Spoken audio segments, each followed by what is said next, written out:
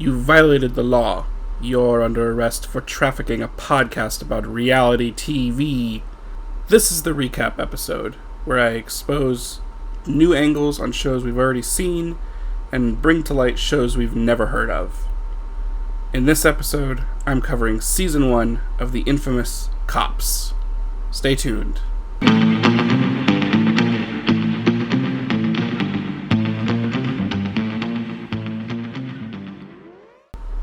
So, Cops. I wonder what it's about. With a title like that, it could really be anything. It's Cops. It's a very well-known show. It's one of those where if someone had told me they'd never heard of it, at least, I'd be surprised. Because it's so well-known and prevalent and parodied in other forms of media. And it's just been around for so long. Season 1, which I'm covering in this episode of the pod, aired in March 1989. And, the show is still going today. It's in season 37.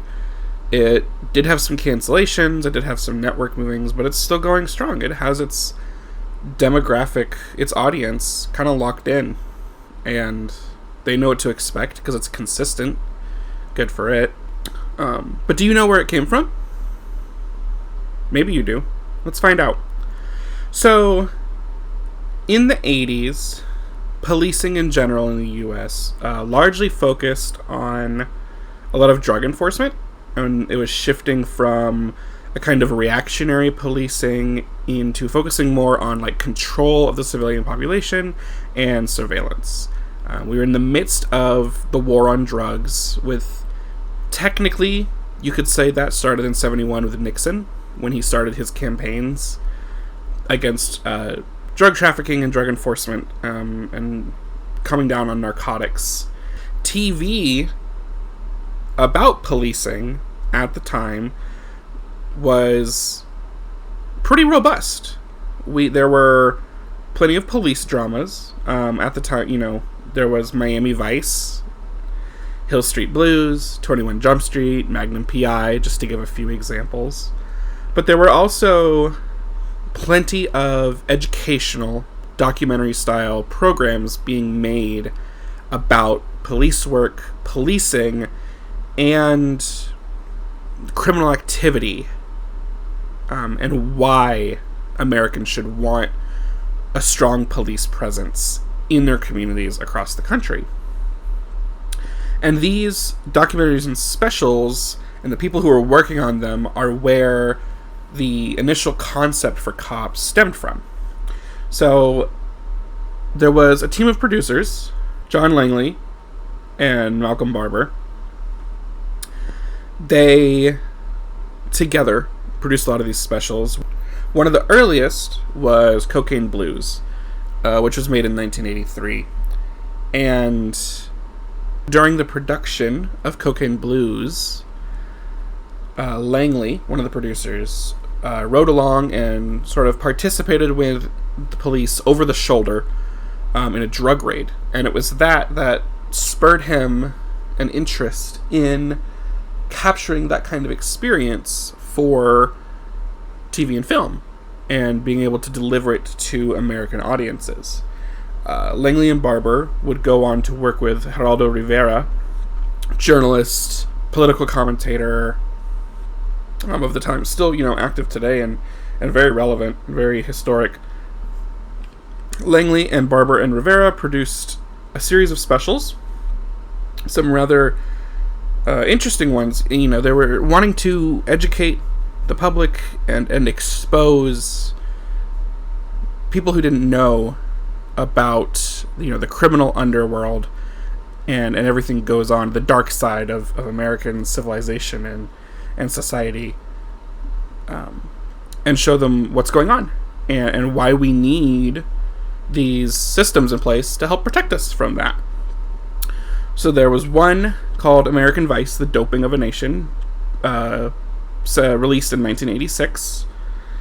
You can watch Cocaine Blues on the Wayback Machine, and you can watch American Vice and these other two specials I'm about to mention all on YouTube. They're all uploaded there. Very interesting to watch these. When you watch American Vice, you may pick up on the fact that they really wanted to stress that this is happening live. They meant to tell you over and over and over again that, there's interviews, but all this police footage, it's real life. And it followed the San Diego Police Department for 6 months so they could witness and observe drug raids and then show this to the American viewing public and expose, similar to what Cocaine Blues was doing 3 years prior, expose, this is the drug world in America. This is what it's doing to our people. This is what it's doing to society at large. We need to stop this. These are the dangers. There were 2 other interesting productions made by Langley and Barber with Rivera that aren't necessarily pertinent to the discussion on cops, but I like to mention them. And you can go watch these. One was called Murder, Live from Death Row, and that was a look into America's death rows around the country, showing death row convicted criminals, and explaining the disturbing crimes that got those individuals there, but also showing the loved ones and the victims of, quote, America's epidemic of murder. And it featured interviews with death row inmates and the impacted civilians. Then there was Devil's Worship, Exposing Satan's Underground. Both of these are in 1988.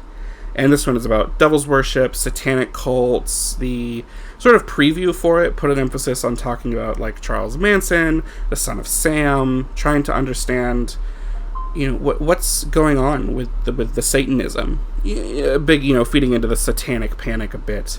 But it was working on American Vice that Langley and Barber really got the idea for something that could become a TV show, something that could be more than just a one-time special, more than just a documentary.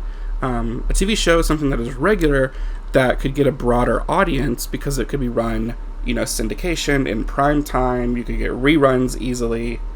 There are 2 books that you can seek out and read, written by a former crew member of Cops, Hank Barr. He worked in sound, he worked in associate production, and he worked for multiple seasons as well. Credible source. He tells us in one of his books called The Jump Out Boys about the making of American Vice. There was a moment once where Geraldo Rivera needed to leave the scene early, and the production. But they still needed to film more drug busts to meet what they had set out to do. And they came to the realization that, without Rivera there, they don't need to worry about makeup, they don't need to worry about hair and wardrobe or reverse shots. So they just put a mix on one of the deputies that was with them, someone who could walk and talk, and the deputy led them through the next few drug busts, explaining how everything went as they happened. And Barr notes that they discovered the most important element here was chemistry between the crew and the production entity of the television program, or the special in this case, and the actual officers. And you need that chemistry to be able to properly film them in action. Keep things natural. The officers aren't going to change their behaviors or be impacted by the presence of the crew, but they'll also be willing to work with them when it's necessary to get a really good angle or explain some extra detail about what's going on. And this would really set a standard for filming cops in the near future. So Langley and Barber, they have this idea, this thing, they want to, let's turn this into a TV show. And so the original concept of the show was to follow officers in the field, but also to their homes, and tape their home lives along with their work. You get this nice contrast of what does an officer have to be like on the job, and is that different, or how does that impact their experience at home and like with their family when they are off the clock.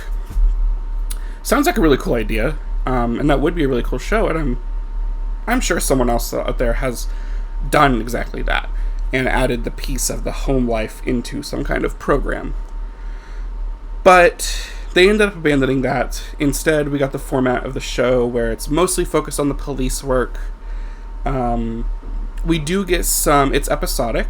There's 22-minute episodes per week of a season. And we do get some through lines. There are some consistent officers that we are introduced to, and we get to see them doing work in different episodes, so we kind of get a good sense of their personality. When we see these officers more often, we can also get a glimpse into their personal life. For example, in season 1, we are exposed for the first half of the season to 2 officers who are in a romantic relationship.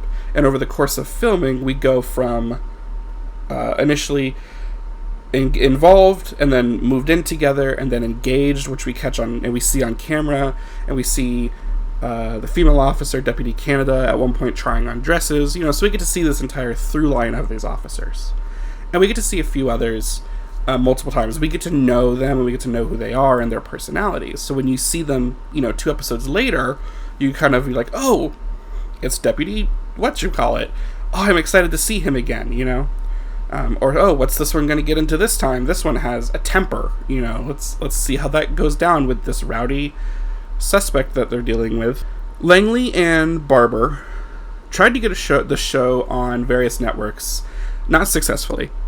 They did eventually make it to Fox, and part of the reason that Fox went ahead and picked it up was because of the 1988 Writers Guild of America strike.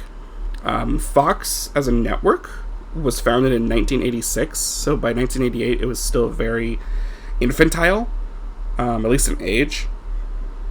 We could debate maturity in other aspects a different time, but it needed content, and with the Writers Guild only 2 years into its creation, that would be a struggling network. So a show that needed no writers, all it needed was producers, crew, and editors. And then your stars was perfect for the network. So they picked it up. Langley and Barber worked on it together. Markham Barber left producing in 94 after season 6. Langley, I believe, has stayed on this entire time. So it used to be like a Barber and Langley production, and at some point it was just a Langley production. When it comes to making the show, you have your crews, you have your people with cameras, people handling audio, you do have producers, you have editors who are going to splice and dice the footage later. But how do you actually choose who to make the show about? Police departments are asked by the production if the program, can ride along and be present. They have to get an extended, permission to be around. And I think, from what I saw from one of Barr's books, that he got, specialty deputized by one of the police departments, and that's, technically how they could, legally allow these crews to come along. Which is interesting to think about, that these crews, when they're specialty deputized, they're there to make a TV show, and they're there to film what's happening. But because of that arrangement, technically, you can argue they are an extension of the law in that moment. Which, again, when you think about surveillance, that's a very interesting thing to ponder and to think about. But they asked the departments, historically, we have 37 seasons. This first season only covers one police department. We stay with it for the whole season, except for the final episode, which is a special. But future seasons will cover multiple departments, mostly because they have more episodes in their seasons.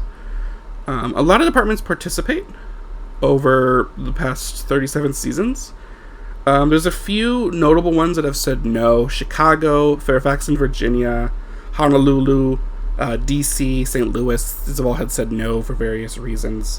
One of the most common reasons and standout is just the idea that it kind of trivializes the jobs of the police force in the eyes of the police. When it comes to the officers, Hank Barr did a Reddit AMA a couple years ago where he allowed anyone to ask whatever they wanted, and he answered, to the best of his ability. And someone asked, well, how do you pick which officers are going to be the focus of the show? He responded saying, in dealing with officers, they do a bit of casting. When first started with shooting the show, pre-production team would go ahead of the crew arriving and meet with the officers, answer any questions about, hey, how is the show filmed? How does all this work?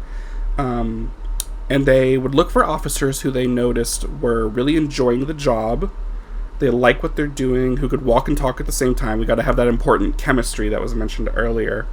And they looked for officers with integrity. They weren't trying to scandalize the police with this program. They wanted to just show, here's what police work is like.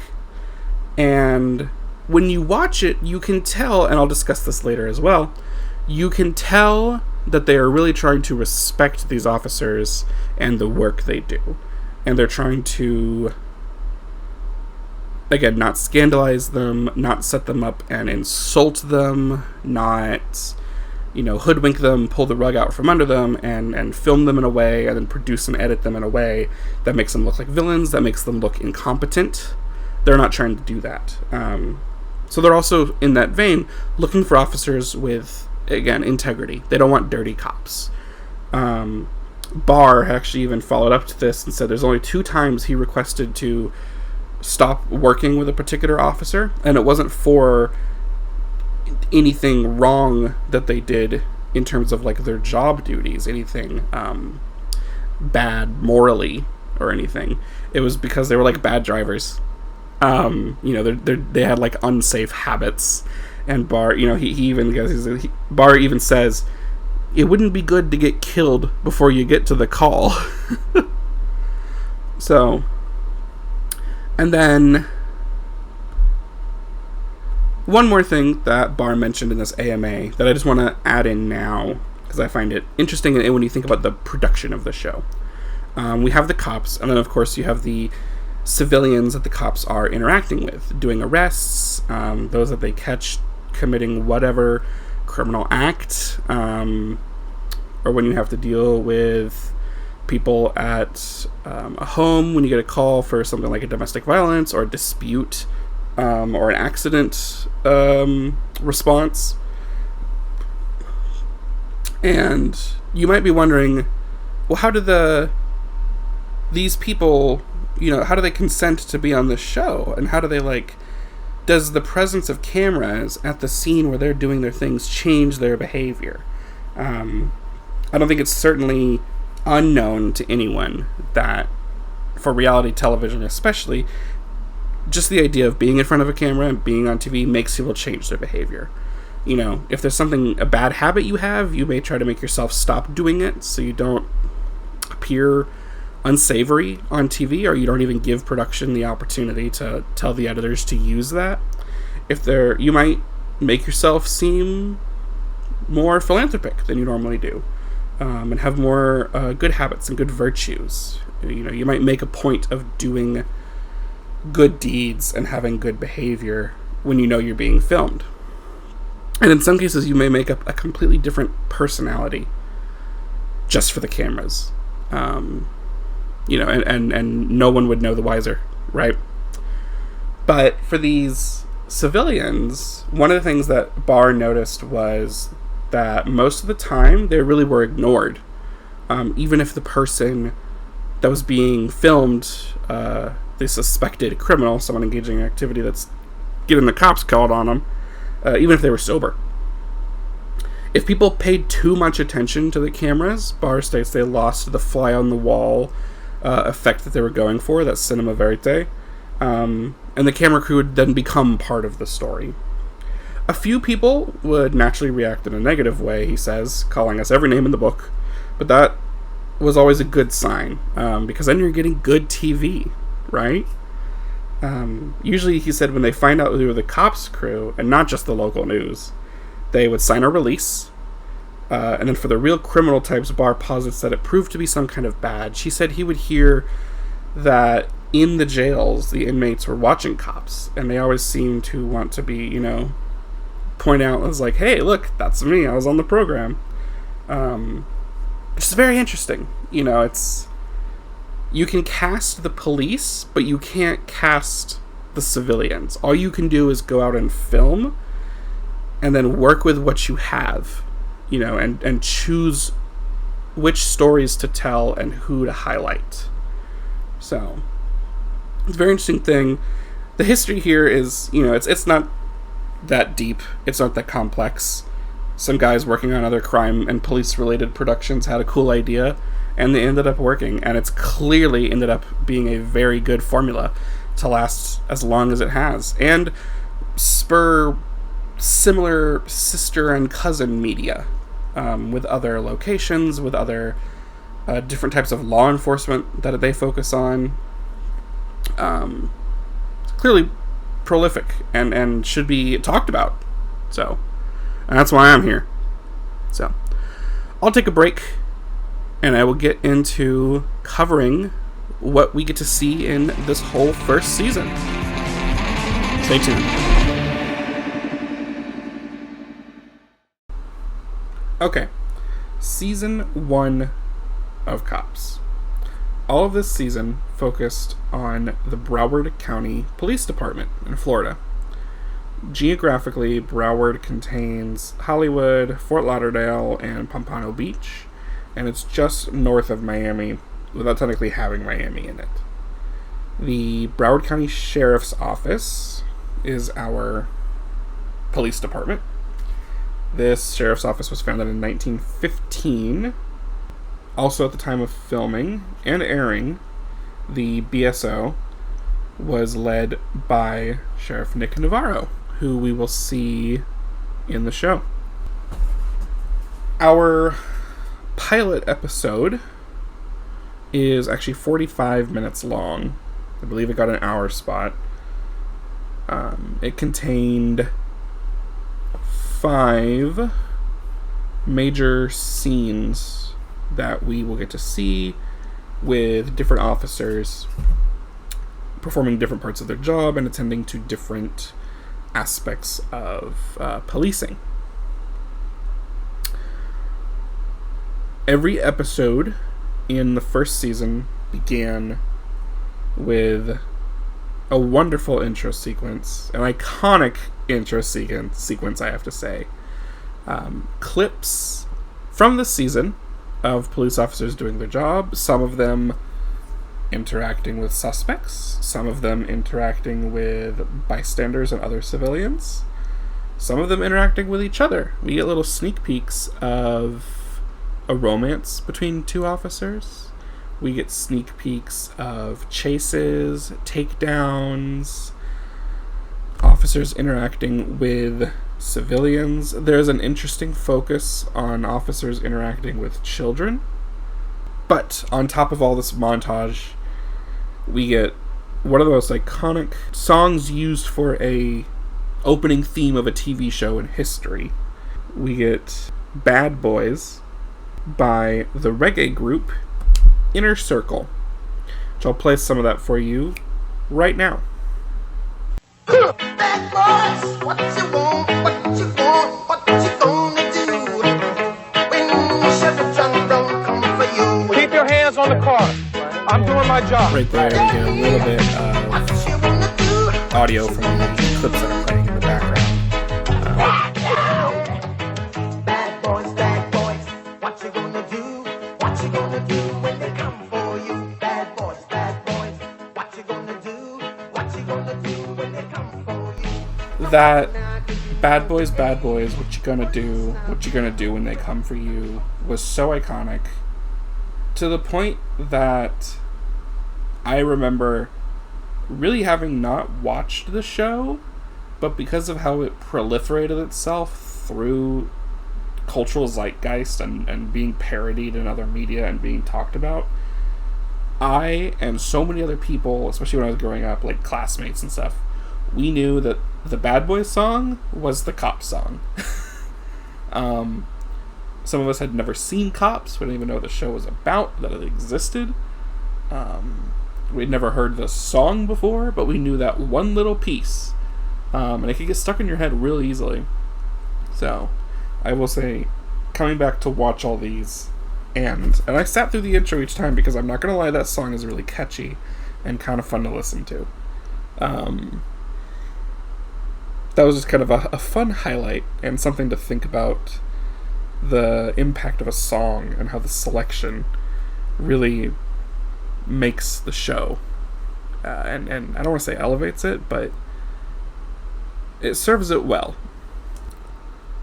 So every single episode, at least of this first season, started with black screen with white text giving us a content warning. Due to the graphic nature of this program, viewer discretion is advised. Understandable. We're going to see cops. We're going to see violence and sex and drugs, but not rock and roll. The opening would then play. After this black screen faded away, we got Bad Boys, we got the clip montage. This montage, towards the end, Bad Boys would still be playing. We would get the title card. It's a video clip of the police lights on top of the car playing. Bad Boys is fading out. We get the word cops, all caps, written in stencil style. And we get some brief narration. Cops is filmed on location as it happens. All suspects are considered innocent until proven guilty in a court of law. Now that is their disclaimer for the show.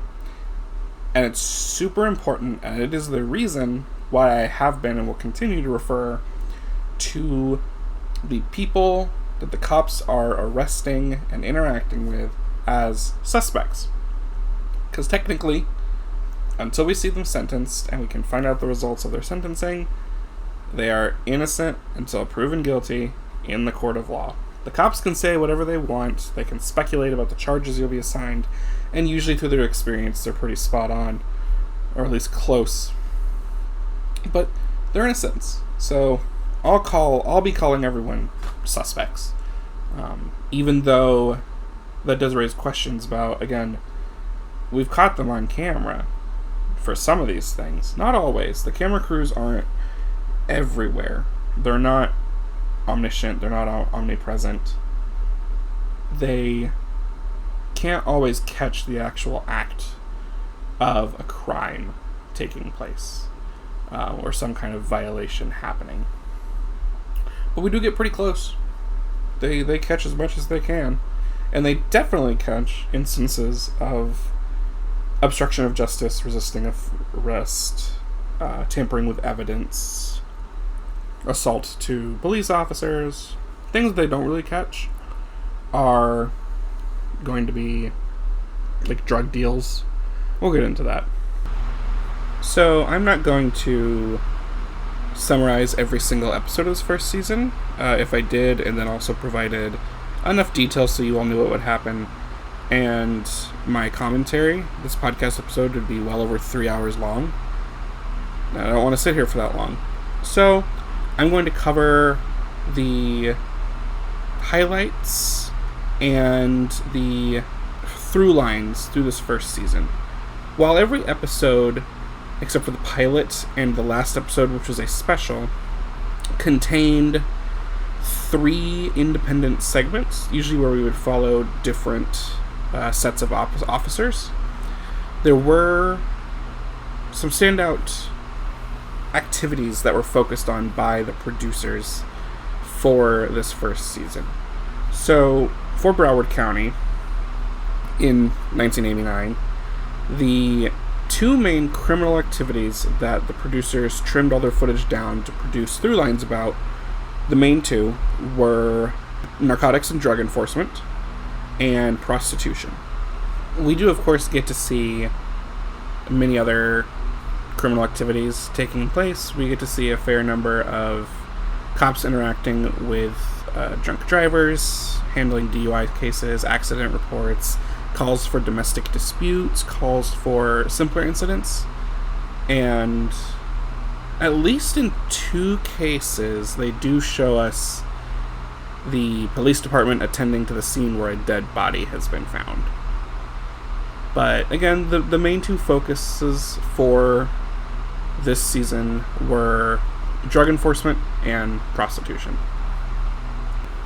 To kind of set the stage for the whole season, I will cover the entire pilot in a fair amount of detail, mostly so we can get an understanding of how the show operates. I mean, the pilot is your first impression, not only for viewers, but for the network, so they can improve the show.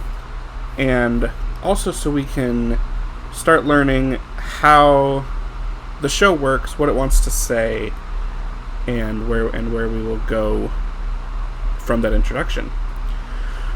So as I mentioned before, our pilot episode, which was 45 minutes, so an hour of primetime television, started with our black screen, white text, graphic content warning. We got their opening. We got to listen to Bad Boys. We got to hear our narration. Interestingly, in this pilot episode where they're pulling out all the strings, we do have a bit of extra music throughout it, a little bit extra narration. Burt Lancaster even provides a very short piece of narration at the top of this first episode. He reads out, Cops is about real people and real crime. It was filmed entirely on location with the men and women who work in law enforcement. Letting us know that, this is a show where you're going to see real cops doing their real jobs. Unlike, perhaps, documentary-style footage of the previously made specials by Langley and Barber with Rivera. We start on an open shot onto water. It is Florida, after all. And we eventually pan to catch up to a Broward Sheriff's Office boat, and that's when we actually get the real disclaimer about all suspects being innocent until proven guilty. We get some panoramic shots of the area. We get to see the ocean, and we get to see the Everglades. And Nick Navarro, who is the sheriff at the time, is giving us some narration, some ADR on top.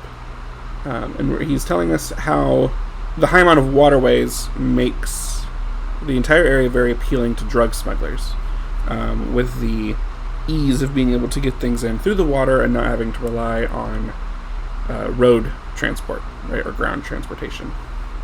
We cut immediately to a drug raid in progress, which Sheriff Nick Navarro is a part of. They definitely made a point here to show the sheriff in action. He is not in a lot of episodes for this season, despite being the sheriff. But when he's around, they definitely show him doing the job of all the other officers as well. Not just him kind of commanding everything from headquarters. So we get to see him assist with the raid. It's a raid on a crack house, as they call it. We see a leading officer command the team to make sure they check rooms. Navarro then takes the camera crew around himself and kind of shows what the, quote, typical crack house looks like. So he's pointing out where they're finding weapons, where they're finding drugs in this home, but he's also making the point to show, oh, look at the horrible condition of the bed they use. Look at this bucket they use for a toilet. Navarro is definitely, not playing up for the camera here, but stuff that doesn't necessarily need to be pointed out. But he's definitely trying to make a connection between an extremely poor quality of life and drug usage, drug dealing. We cut immediately to Navarro driving in his car. We're with him. We're listening to the radio, and we overhear a news story on the radio about another Florida police officer who has been gunned down on duty in the line of service. And we cut to another officer performing taps to honor this officer, and we are shown clips of the police funeral. Navarro narrates over, remarking on the idea of how it's always going to happen to someone else, it's not going to happen to you, talking about, getting killed in the line of duty. And he's also remarks that he's been to too many funerals already. And, he and the show, you can tell at this point, are really wanting to send home the danger and the sacrifice that law enforcement officers make in their jobs.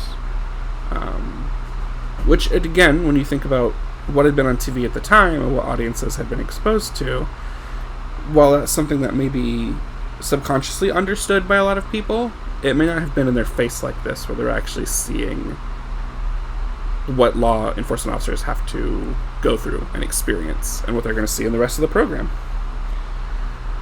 Navarro ends that scene at the funeral by telling us that in 1987 there were more police officers killed in Florida than in New York that year, which is insinuated to traditionally be the place known for the most police officer fatalities. We get a final cut again to a brief clip of emergency services pulling up to a fire, and then we get to cut back and forth between Navarro at home trying to help handle the situation and the emergency services. to show this contrast between the work life and the home life. All of that happens in the first 5 minutes. And when you're watching it, if you're taking at least kind of not a critical perspective, or thinking a little bit deeply about what is this show's message, what is it telling me as I'm watching it, what is it showing me? Clearly, it's showing these are cops, their work is dangerous, we need to honor them and respect their sacrifice. The second scene, this first pilot episode was a special, so while most episodes have 3 individual scenes, this first one actually had 6, which makes sense, twice the length. For the second scene of episode 1, we follow Deputy Jerry Worms. He's on street patrol, and he's responding to various calls from dispatch. He tells us that things can turn at any moment because of the violence and the weapons that are in the neighborhood, and because of drug-related crimes. We get to see him conduct a search of a vehicle in which he finds a concealed firearm after he was told there weren't any weapons. And Worms describes a bit of a game of cat and mouse, as he calls it. Sometimes he wins, and sometimes they win. Think very Tom and Jerry coded. There's a very interesting interaction, which we'll take a listen to now. You see me? I'm the only white face in this area, besides other cops. You don't belong here, okay? It has nothing to do with white or black. It has to do with crimes against persons. People that come over here to buy drugs get involved in serious crimes. Come over to the car here. So that's just Deputy Worms trying to convince these 2 white guys he pulled over that they just don't belong there. His history in the area tells him that this is a pretty much only black area, and so he can tell when something suspicious is going on when 2 random white dudes show up randomly who are, pretending they're lost or something. He does find out that one of them has a warrant, so he moves to arrest him. And in that process, this guy actually attempts to run, which immediately we get a very soundbiteable reaction from his girlfriend.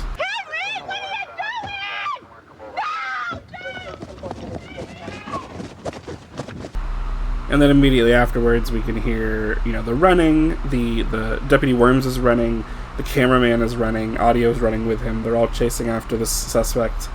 And we get a rather, from what I've discovered, infamous line.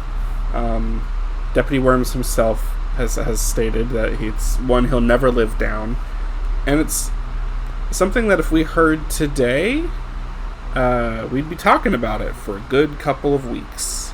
For good reason. But just take a listen. Stop, I'll shoot you in the back! Deputy Worms tells the suspect he's chasing to stop, or I'll shoot you in the back. We cut a couple seconds ahead in time. The rest of the scene is Worms and a team of other officers apprehending this one suspect, putting him in the car. His girlfriend shows back up, and it's a little unclear, but apparently she tried to intervene a little bit, and the officers have to kind of detain her. And then in the process, she also ends up in the back of the car. And as the scene closes out, she's just screaming over and over again that she did nothing wrong. And from the viewer's perspective, it's actually, at least when I watched it, it was really unclear if she actually did anything. If she did something that could technically be considered obstruction of justice. And then moving into, resisting arrest. It's very jarring, though, to see as that scene wraps up. In the third scene of the pilot, we switch to a new officer we haven't met yet, Captain Ron Cacciatore. We start with him at headquarters, doing some work behind the desk, organizing other officers, a peek into that angle of what the higher-ups have to do. And then we switch to him going to a train station. We meet up with another officer, Deputy Linda Canada, who we'll see a lot of in this season. She's actually the one on screen the most in the entire season. And they're doing an operation in plain clothes, I will add, to observe this train station, to see anything suspicious and try to track down anyone who might be dealing drugs. And they do find someone. We get an interesting, another soundbite from Deputy Canada when she goes and confronts a man and tries to move him to the wall to apprehend him. She legit tells him if he does something real stupid that he's gonna die. Love the gusto of the late 80s policing in Florida. But they find a kilo of cocaine. They find money on him from searching his things. We cut, still within the same scene and context, to the drug task force, which is headed by Sergeant Bob Deek for most of our watching of them. Cacciatore is also here in a pre-operation raid meeting where he reminds them to be careful, specifically mentioning a story of a recent death of an officer in Miami Beach who was shot in the head during a raid. The rest of this scene is another cut back and forth. We switch between Cacciatore at home, where he's being confronted by his wife about how they don't communicate anymore, how she married him because he's a cop and she thought that would be exciting, but he never wants to talk about his job and he's emotionally unavailable. Really trying to frame him as a tragic figure in this first episode. And that's contrasted with the drug team conducting an evening raid around 7:15 p.m. on a home. They issue a drug warrant, they run inside, they find the drugs, they find weapons. There's a scene where it's, again, hard to tell exactly what happened and what the events were that led to the ultimate climax of this scene. But Sergeant Deek and some officers take down a man who kind of appeared to not really be resisting at first. It's kind of just an aggressive takedown for not any particular reason. And then Deek is telling this man later, the drugs were found in the home, so everyone's going to jail. And trying to get him to perhaps confess that he was the only person in the home actually dealing the drugs, to try to save the rest of his family. It doesn't really work. We switch scenes again. We go to headquarters with the homicide division. This one's a pretty short scene. It's just a brief look at homicide. This is our first educational aspect because the lead homicide division sergeant, we're out in the field. They're dredging up a body from one of the canals, and he's telling us oh, we found these clothes over here, so that's a sign of this version of homicide happening. He's oh, the body wasn't very damaged, there's no trauma, so it probably wasn't a homicide. What could it be? Very interesting that's our first educational information in the program, aside from the fact that just cops' lives are dangerous and they die. Still sort of within the same scene, we see a department roll call so we can hear officers telling stories, and then we also get to see Deputy Worms and Deputy Canada at a diner. We find out that they're actually romantically involved. This is one of the instances where the show wanted to capture also the personal lives of the cops, outside of just the work they do. So we find out they're involved. We get some talking from both of them about the dichotomy of being a cop and being a romantic partner and a parent. Deputy Canada is a single mom of 2, and Jerry tells us a bit about his perspective and experience of moving into the home with her family and where the relationship is going to go. And we get a fade out on that scene of Deputy Canada in the morning reading the newspaper, reading out a headline about that same Miami Beach officer being gunned down in line of duty. We switch scenes to a Deputy Vicky Cutcliffe next. She starts out in court. It looks like she's on the stand, maybe testifying in a case. We learn that she is a sergeant in the Organized Crime Division, and she's also a supervisor at the Airport Interdiction Unit, which is where this 5th scene entirely takes place. We see Vicky Cutcliffe and her team interacting with travelers, passengers at the airport, telling them, she's with the Narcotics Division. They're trying to stop the trafficking and movement of drugs in and out of Florida. Can we, pat you down and look through your bags? And we get to see a variety of interactions. We see people who are perfectly okay with it. They do it, they move on with their day. We see people who kind of challenge her a bit. One who's kind of comedic, one who points out a bit of racial profiling, and one who is fully antagonistic, with an attitude against, he's being searched. Deputy Cutcliffe is doing her thing. Cutcliffe. And he makes this comment of you should be watching out for people who are moving weapons and stuff. And she kind of confronts him. She's like, let me do my job, You can have your opinion. Just let me do my job. The rest of this scene, we actually get to see someone they caught. It's a young man. He claims that he had just turned 20. They do catch him with stuff. He's resistant at first, and it kind of snowballs from there. There's a lot of... If you're familiar with watching policing content, that's a familiar story. There's a standard routine interaction, and then there's a little bit of resistance, and it usually snowballs from there. And it turns out that in many cases, the person was resistant because they have something to hide, unfortunately. And this person did.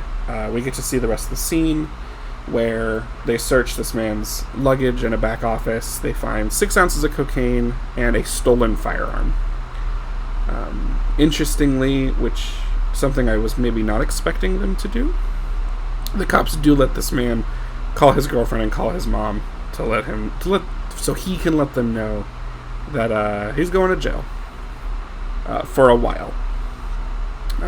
We end that with Deputy Cutcliffe giving us, a bit of critical acknowledgement. She says, "I think I've discovered over the last 10 years that anybody is vulnerable to the almighty dollar." Showing that some of these cops, with their experience, they do understand a bit more of the critical problems at play. Why do people resort to dealing and moving drugs? Because they need money. And that's a flaw and a problem with our system. The last scene in this pilot is a montage, and it's a true montage. We do get music in the background, which never happens for the rest of the series until the final special. And it is a montage of a crackdown operation. It's a single day, July 8th, 1987, I believe, when this was filmed. And it's a whole day of assaults, raids, street patrols, various busts and stings to arrest a lot of people, get a lot of drugs off the streets. So we get to see all throughout the day. We start at 6:45 a.m. and we go all throughout to the evening, again seeing all these different instances of officers at work. So, and then the final piece of this pilot episode, as credits begin to roll, is we kind of wrap up with most of the officers that we met in this episode. We see Navarro, we see Cacciatore, and we see Canada and Worms kind of all at home or, engaging outside of their job. As I mentioned before, the focus of this season is on narcotics and drug enforcement and prostitution, with all other criminal activity taking a secondary focus.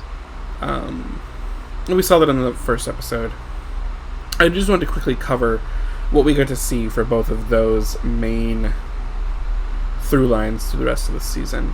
For the drug enforcement unit with Cacciatore and with Robert Deek, we get to see them test out a lot of creative ideas for their operations.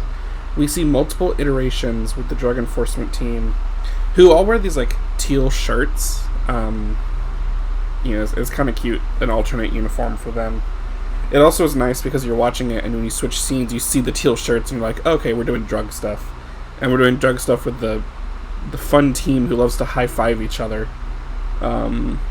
They tested out multiple iterations of a Trojan horse plan, where the first version was a small sedan. They had removed the back roofing part and altered it to have a pseudo truck bed, and put some cardboard boxes in there, had some officers hiding in there, 3 or 4, and then when an officer driving around pretending to do drug deals gave a signal, they all jumped out and arrested the suspects. A couple of later episode, we see version 2 of this, which is where they create a fake informal garbage pickup service, just some truck, with plywood in the back that says so-and-so's trash pickup. And they shove a bunch of palm fronds on there. Same exact idea. They had like 3 or 4 cops in the bed of the truck, but at least this time it wasn't cardboard that was collapsing on them. It was plywood. And then the third version, this is later on in the season, they have a trailer RV with them that they're using instead. So the cops are in the RV. They have this one detective who's in a ridiculous disguise. He's just driving like shirtless, and he's got like a long hair wig with a bandana on. Doing the fake drug deals and then signaling them to come catch them. It's something we cut back to multiple times in this season, and the show does do an effective job at kind of selling that for Broward County, that drugs are a real problem and something they've been dealing with for a while, and they're trying to adapt to the way that the people they're going after are adapting to them. I think Deke at one point even does mention directly that, they have to get creative because the criminals are getting used to their tactics, so they have to come up with new things. We do get to see some other various, stings outside of these operations throughout the season. And of course, Deputy Worms, our first, true look at the officer's life in that first episode, technically the stuff he was dealing with in the episode was dealing with the context of drug dealing. So, it's common. It's mostly focused on cocaine. It is Miami area and Fort Lauderdale area, Florida, in the late 80s. But they also have some stuff with where they're catching people on marijuana or related things. We do, I will say, as a result of the focus on drugs, we do get to see an instance of someone calling in a false tip as revenge against someone. There's a scene in one of the later episodes in this season where they're going after a guy who has a U-Haul, and there was a tip called in that the U-Haul is being used to move cocaine. Cops catch up to this guy, stop him, they unload the U-Haul completely, they find nothing, and they let the guy call his girlfriend, because after some talking with him and figured out, it was like, oh, maybe it's this scorned girlfriend I have trying to get back at me. He calls her, and in one of the, things that cops wish would happen, while they're standing there listening to the conversation on the payphone, and they're recording it, she just fully admits, it's like, yep, it was me, I did it, so what, she doesn't know she's being listened to.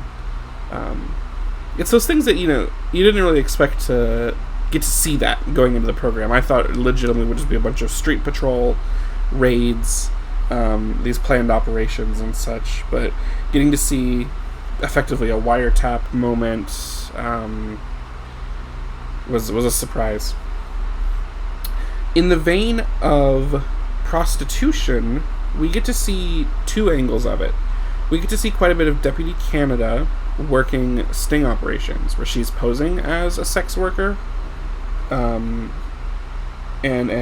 catching the men who would be soliciting these services. She gives us a little bit of insight into her perspective on the matter. At least she tells us that, she's out here also catching women who are engaging in their side of this activity.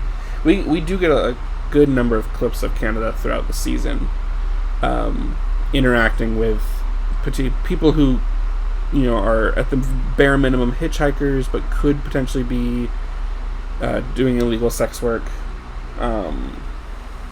to the extent of her actually finding people and catching them, almost in the act.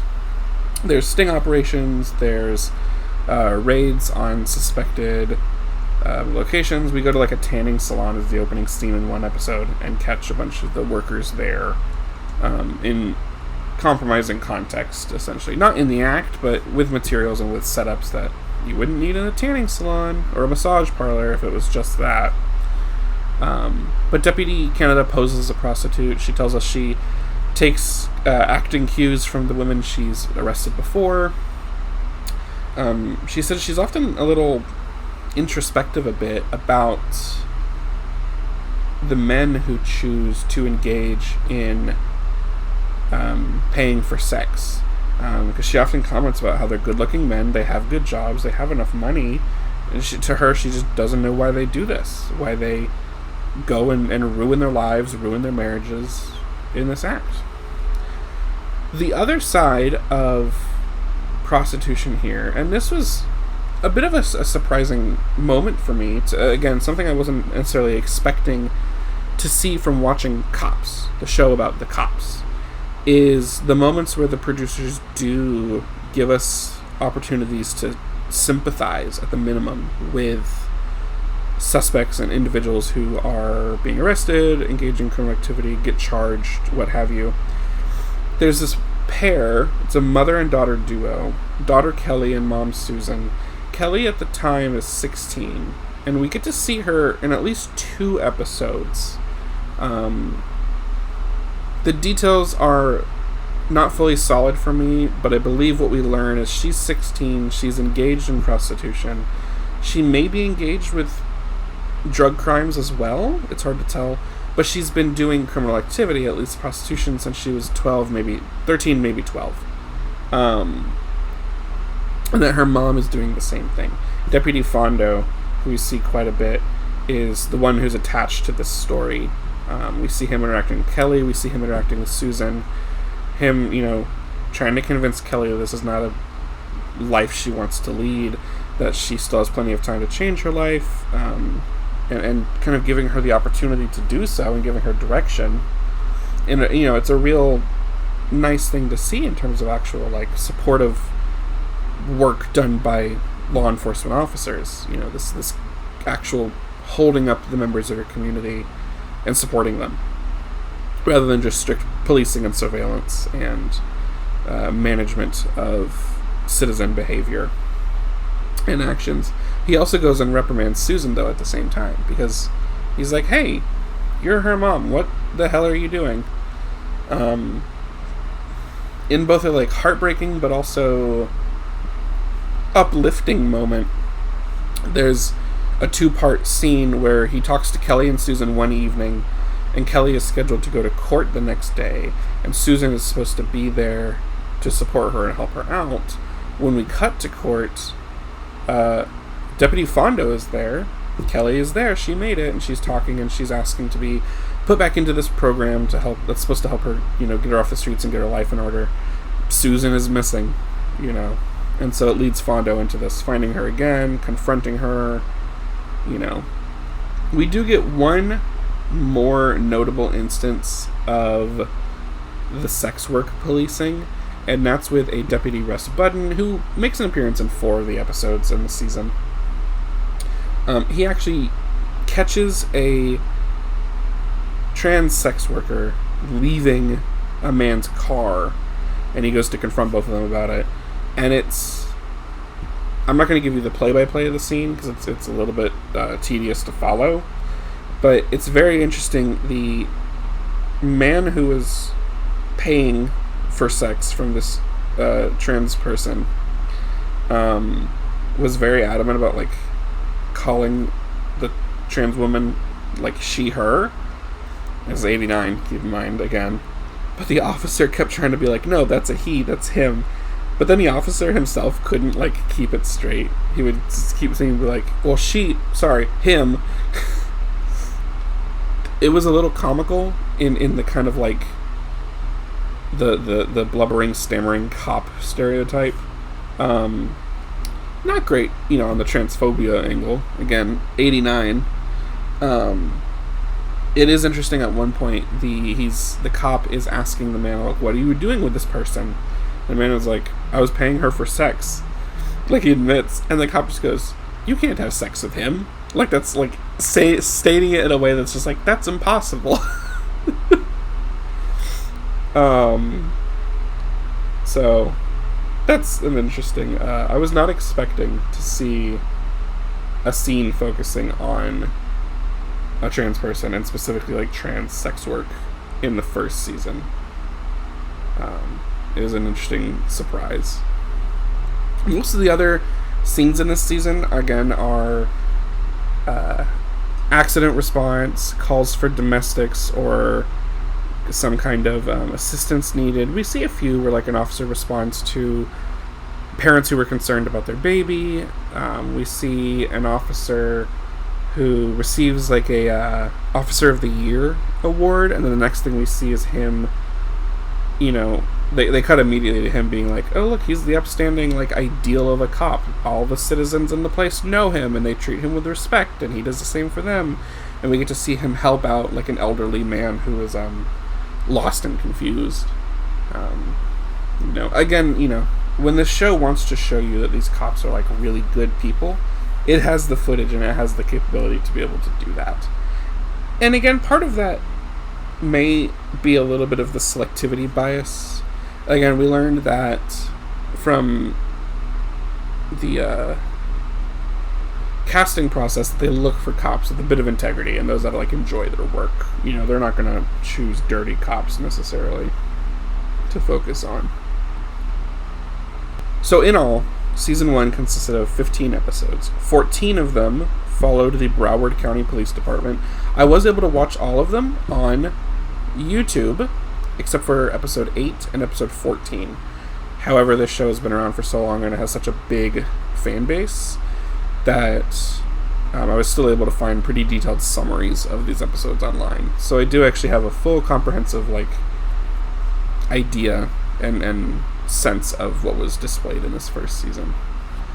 So we got to see 14 episodes of the Broward County and nearby area. There were some Miami officers that we saw in action towards the end of the season.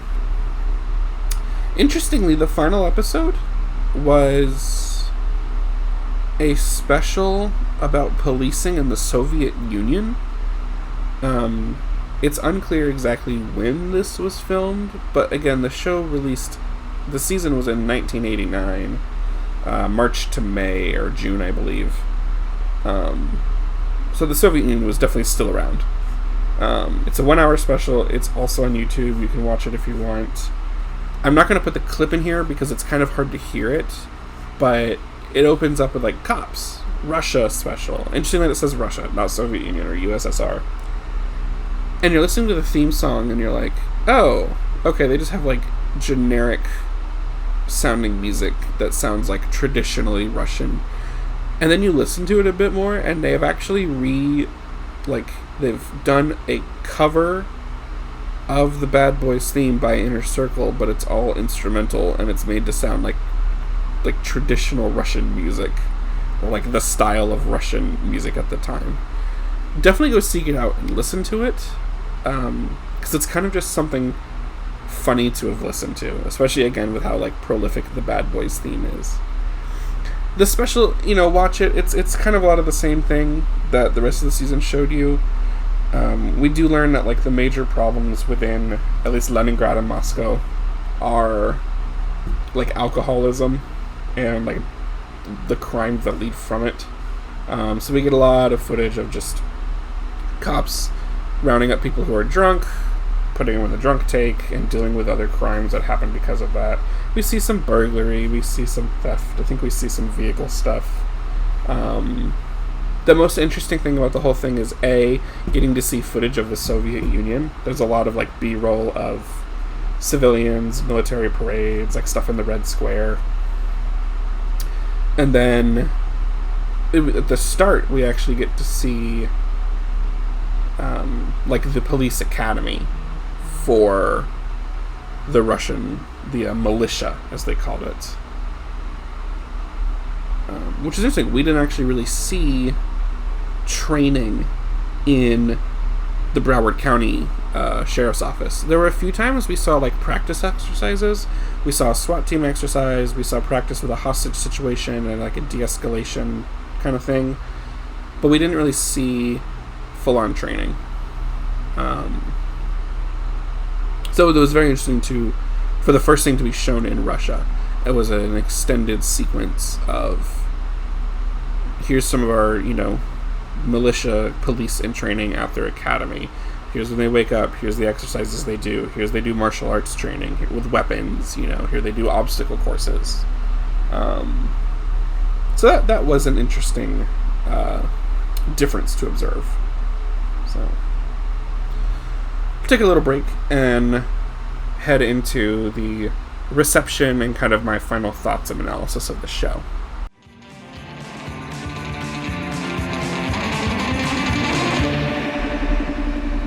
When it aired in March 11th of 1989, the pilot episode of Cops was seen by 11.5 million U.S. viewers. That was the highest for the whole season, but it only got down to 6.7 million viewers for any single episode. Episode 7, and then the Soviet Union special at the end got down that low. For most of them, it stayed around the 7 to 9 million viewers. So pretty good in terms of performance and how it did. Clearly it was good enough to spawn a 37 season show that is one of the only shows from 1989 that is still going, along with The Simpsons and America's Funniest Home Videos, both also on Fox. In terms of critical reception, I found a review that was published in Newsweek on May 15th, 1989, so not too long after the series premiered and was still running. This is written by Harry F. Walters. It's a single-page review, short read. You can find it online, I believe. It's points out the interesting things, points out the curiosity of the concept, critiques it just a little bit. Walters also remarks on and points out something that maybe is not considered as much when we watch Cops and talk about it. Definitely kind of in an academic sphere, people would bring this up, but it may not be something that your average viewer thinks about. And that is not only the exploitation of the people who are the focus of the show. So are the cops being exploited in any way? I don't necessarily think so in this program. It appears that the cops team wanted to show a lot of respect to the officers that are participating, and the profession in general. But there's certainly something to be said about an exploitation of the suspects and anyone engaging in criminal activity that gets arrested. I learned on a separate podcast, Two Cops, One Donut, I think it's called, which is a podcast by law enforcement officials about law enforcement stuff, where they do take an educational angle on a lot of things, where they watch old and current policing footage and talk about what was done well, what should have been done differently. Interesting podcast. But they had Jerry Worms on very, very recently, like the first half of July, and I'm recording this near the end of July, to talk about his career in Florida and like his whole career, including pre, during, and post Cops, and his perspective on policing and all that. Jerry actually told us, or in the podcast, that to get people to be on the show, you had to get them to sign a release, and the cops had kind of done all this ahead of time. They're the focus, right? But for the criminals, we do see a lot of people who are blurred out because they did not approve of the release, so that's how they were protected for the program. But there's a good amount of them that we got to see their faces. We got to see a lot of stuff. We got to hear potentially real first names. It's not clear if cops were using pseudonyms for any of these people interacting with them. But Jerry told us that in a number of instances, particularly when they were dealing with people who were drunk or under the influence of something, the show would, put the release paperwork, sign off in front of these suspects on the scene, and kind of say like, hey, he signed this release to be on our TV show. And the suspects thought the release was a paper that they could sign to have them get out of being arrested, or like released from detainment and the cops getting them. So a little bit of unclear coercion there. It's not obvious how many people were actually properly informed that they would be on television and their faces and their actions would get to come through. So the exploitation of those people. But what Walters really picked up on in his review was the exploitation of the third category of people in the show, the bystanders, and those that are also affected directly by the people who are being arrested and engaging in criminal activity.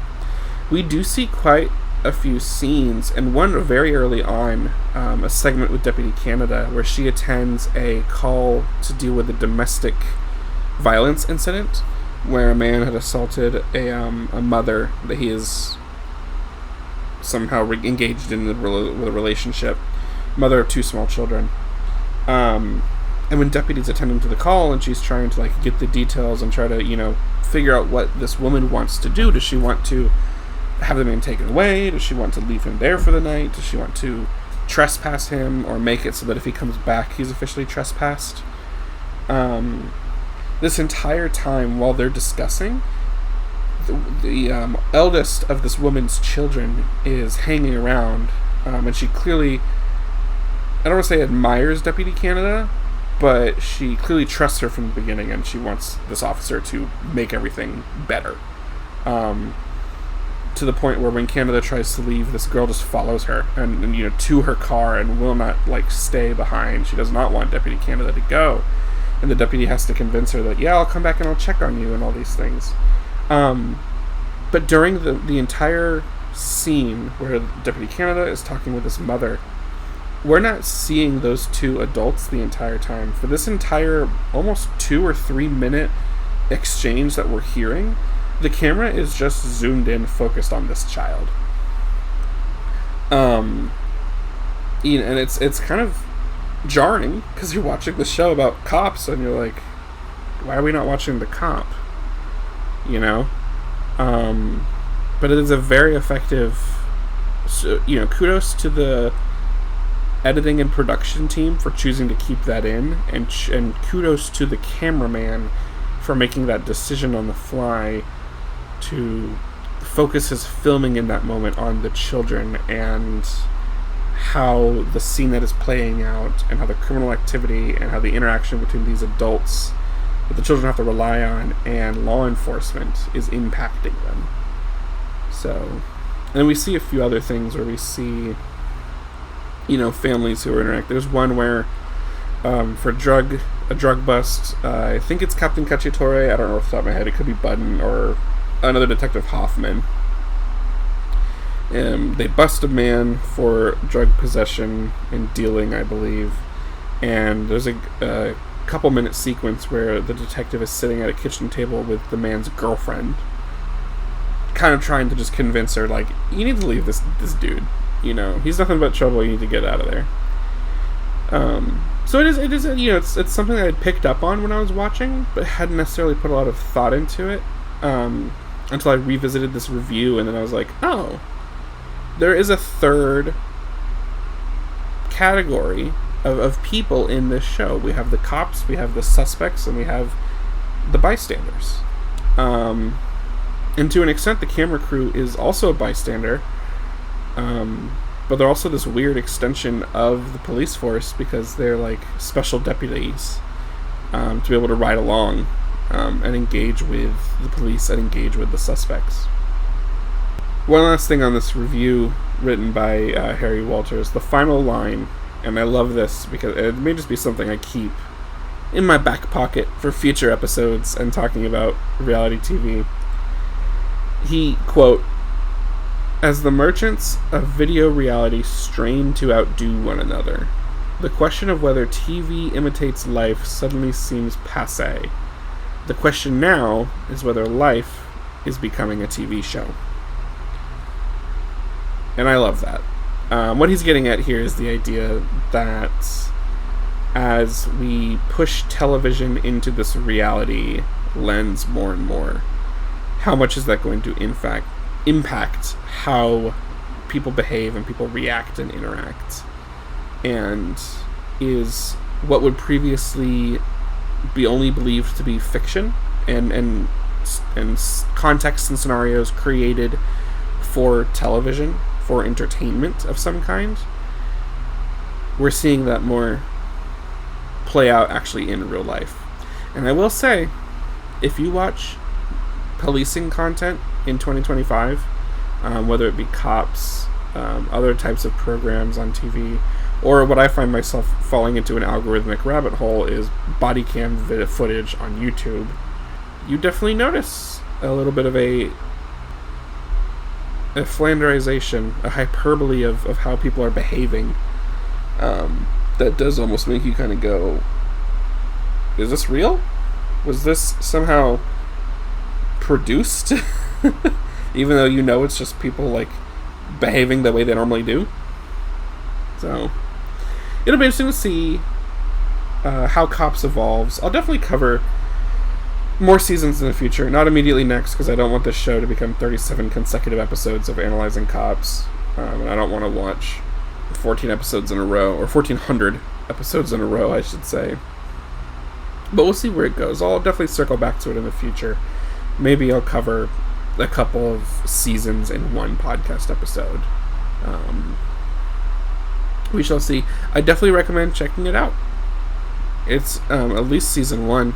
It wasn't necessarily something I'm like, I enjoyed watching this for like getting entertainment out of it. There were a few moments where I did audibly laugh. There were a few jaw drop moments where I was just like astonished. There were definitely times where it tugged at the emotions. You know, hearing about Kelly, anytime children were involved, or just like a really bad situation. There was one man who was 27, and he was telling us that he'd been addicted to like 4 or 5 different things, and he has a wife and a kid, and he just can't get anything going for him. And you're like, damn, that's rough. Anyway, on to the next scene. You know, it kind of just leaves you. But I definitely recommend checking it out. Again, you can watch most of it on YouTube, with some good, clever, like looking for good quality and looking for the right episodes. And if you don't want to watch it, but you want to know what happens and you want to know what's covered, there are summaries available online for all the episodes. I'm sure there's many other people who've talked about Cops in very similar fashion. There are definitely interviews out there with the officers who were on the show. Some of them have been on podcasts, spoken about other things, talked about the impact the show's had on them. Deputy Canada, I think, actually has an interview where she talks about how because of the show, she became very popular because of the show, to the point where she actually had her career impacted. She was trying to go up for promotion within Broward County, and then instead, because of how she performed on the show, she was plucked for a different nearby location, a much smaller one, to kind of become a like public relations officer, essentially. She states in the interview that it ends up, working out, and she got used to it, but at the time it definitely curtailed and then changed the course of what she was wanting to do with her career because of the show. So what do I think overall? To me, one of the most interesting things has to, again, do with this idea of suspects being innocent until proven guilty in the court of law. We get that disclaimer at the top of every episode. We get a reminder. It's very easy to forget as we move in, though, especially as the cops on the show are reinforcing the ideas of these people are criminals, they're doing bad things, they're endangering the people around them, they are hurting our society, hurting our communities. They are, as one officer does directly call them in one episode, the bad guys. But legally, until they've had their due process, they are technically innocent, which is why, again, I refer to them as suspects and never really called anyone criminal. I think, honestly, we actually only see 1 or 2 complete sentencings throughout the entirety of the first season, where we would actually learn, yes, they were sentenced, they got assigned to these charges. But when does the audience decide that they are guilty? And how does the show influence the audience perception of these people and the actions they're engaged in? Certainly because we're focusing on police work, and that's our main perspective into this world and into these scenarios. We are biased a little bit by that angle. We're with the cops. That's who our camera is with. That's who our perspective is coming from. We're over the shoulder of these police officers as they do their work. So there's an automatic, not very clear, it's kind of hidden insinuation that as the audience watches, they are more inclined to already decide that the suspects are fully guilty of their crimes. And it's very interesting to me that it puts this, power to the audience. Is the show... It makes me wonder if the show is produced in such a way that these suspects actually truly have no opportunity to prove their innocence to the viewing audience. If someone you knew appeared on Cops and you didn't know that they had been arrested, they'd done some time in jail perhaps, or they'd been sentenced for a crime, whatever level, a misdemeanor up to a felony even. Not only did you know that, but then you didn't even know they were on Cops. They just didn't tell you. If you suddenly saw someone you knew on Cops, how would that influence your perception of that person? And as a twist on this hypothetical to think about is, if you knew someone who had been charged with criminal activity, served time in some fashion, but that's all you knew, and then suddenly you saw them on Cops, and you actually got to witness the moment they were arrested, witness them in the action of whatever they committed, because now it's on TV.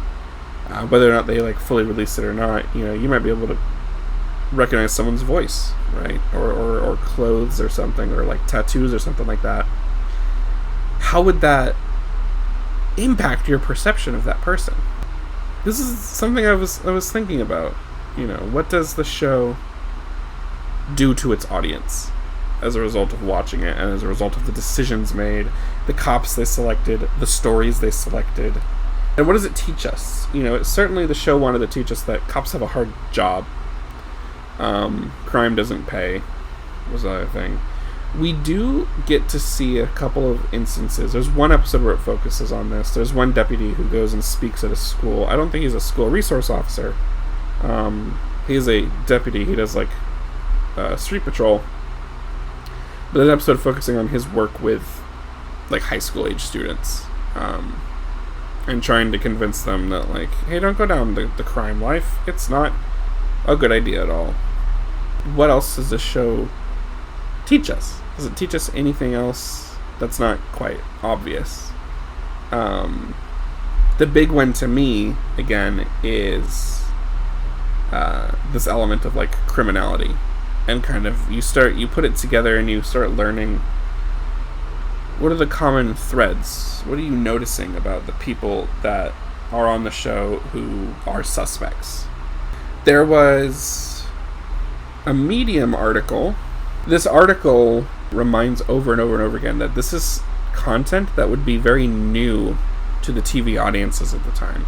And it continuously points out just how jarring and traumatizing and disturbing all of this would have been for these 1989 audiences. And when I'm reading this article and I was thinking about the show, I was like, oh yeah, this is very true. And it's something that I just didn't really consider. I'm watching the show and nothing really surprised me or caught me off guard. Probably the most surprising thing for me was to see that the cops use nunchucks. We got to see nunchucks a lot. But, seeing tackles, hearing the cops threaten to shoot and kill people, kind of the quick change where you go from a chill interaction to the cops suddenly deciding that, nope, you're going to go sit in the cruiser. Although there's a lot of people that let sit in the cruisers not handcuffed. There's a lot very different between policing then and policing now. But it's something that because I exist in this current time period, and I'm at my age, I'm 30, I have a completely different sense of what acceptable policing is. And by acceptable, maybe I mean instead what is accepted to be the norm and the standard for policing. And so something I had is like, oh, yeah, I barely reacted to any of this, but the audience of 1989 may very well have been appalled to see all this on television. Overall, Cops brought real unscripted police work directly into homes, and many that perhaps hadn't consumed any media like this before. In doing so, it also definitely started to influence public ideas of cops. It led to this entire media monolith that is still going strong today, and people know it. And it's, many other programs and pieces of media inspired from it. There's shows about the same thing, but with federal agents. There's shows the same thing, but with K-9 units. I think there's international, versions of the same concept out there, cops, but in the UK. I know there's like border patrol programs. Drug Enforcement Agency has a show that's literally just called DEA. So it's spawned content that people want to watch for whatever reason. They wanted to show what the life of a police officer really is, at least in the work, which is new to people. They definitely wanted to try to respect the work of the officers. Something I put in my notes and hadn't really mentioned yet is we don't see these officers making mistakes. We don't see dirty cops, and we don't see these cops messing up. If they do mess up, it's they let someone get out of their grasp, but then there's other officers on the scene to help them catch the person who tried to run. They have a very specific angle they're trying to take here. A sympathetic, a respectful, a little bit of an honorific one. That was Cops. What do you think? Have you watched it? Are you going to go watch it now? Have I convinced you to watch it? What does it spur in you? What do you think about this type of program? Should this be something that is easily accessible on television? Should this be something that we show to people all the time? Let me know what you think. Interact with me on Spotify, on Instagram. Leave questions, leave comment to follow the podcast and see content about future episodes, what I'm currently watching, anything else I'm working on. You can find me on Instagram at the recap episode. And if you're a bad boy, you need to figure out what you're going to do when I come for you.